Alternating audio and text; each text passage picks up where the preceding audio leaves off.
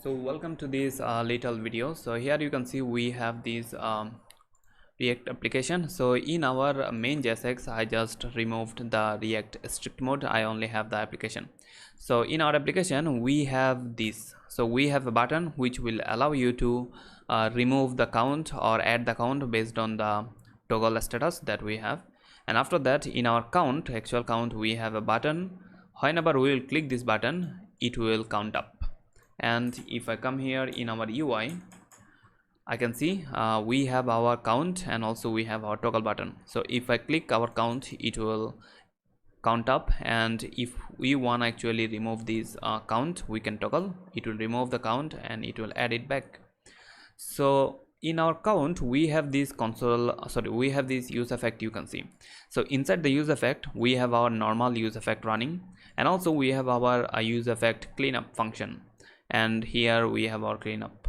So the question is when we will have this console log. So let's see. If I come here in our UI and if I refresh, I can see whenever it will mount the count, we can see the useEffect function is running. There is no cleanup, you can see. So to understand this better, I will open up this diagram. Here you can see. So this diagram I will link it in the description. So in the diagram you can see whenever we will mount, we will do lots of things in this order. So we will first of all we will run this lazy initializer and also render, and also we will do some other thing. And here in the bottom we have our actual thing which is related to useEffect.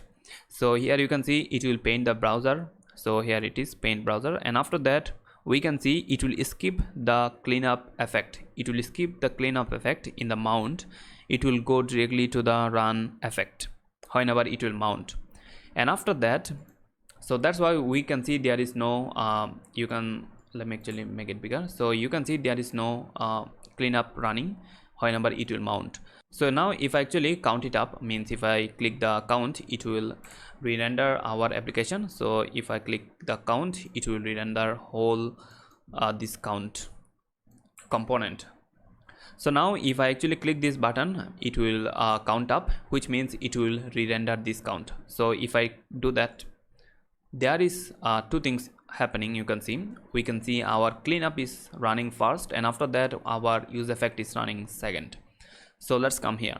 So in our update you can see whenever we will re-render any kind of component, first thing it will do is it will re-render the whole thing, and after that it will do some layout effects. And let's go to our browse paints skin, which means it will update the screen, and we can see our cleanup is running first, and after that our run effects is the next. So that's why we can see our cleanup is running in the first place whenever we will update, and after that it will run our actual useEffect. And if I do it one more time, you will see first of all it will run cleanup, and after that it will run the useEffect. So that's what will happen whenever you will update. But when you will unmount, what will happen? So now if I toggle, which means it will remove this count. So if I actually toggle it, so it will remove the count. So now you can see after that we are seeing only the cleanup is running. There is no useEffect running in our unmount.